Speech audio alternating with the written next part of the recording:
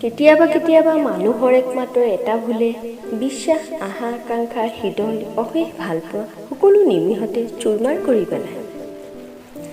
অকলশৰে আগবাঢ়িবলৈ শিকি যোৱা, কিয়নো তোমাৰ জীৱনত যিবোৰ মানুহ আজি আছে কাইলৈ হয়তো নাথাকিবও পাৰে।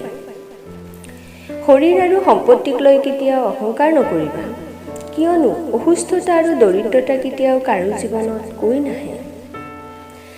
জীৱনত যিমানেই ভাল কাম নকৰা কিয় বেয়া গুণ গোৱা মানুহ থাকিবই। সেয়েহে যদি তুমি আগুৱাই যাব বিচাৰা তেন্তে কিছুমান মানুহক মনৰ পৰা বাদ দিয়াই উচিত। মনটো যেতিয়া ভাল হৈ থাকে তেতিয়া পৃথিৱীৰ সকলো বস্তুৱেই বৰ ধুনীয়া লাগে, আৰু যেতিয়া মনত অশান্তি থাকে তেতিয়া হাজাৰ ভাল লগাটো শান্তি বিচাৰি পোৱা নাযায়।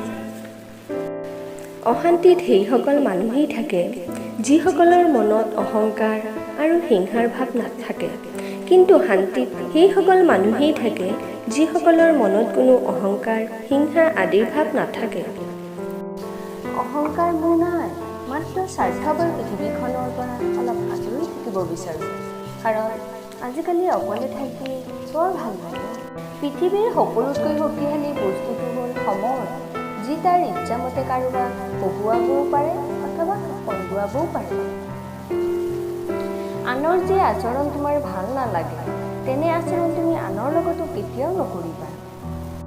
ৰূপ সৌন্দৰ্যৰে কি হ'ব যদি চৰিত্ৰ ভাল নহয়?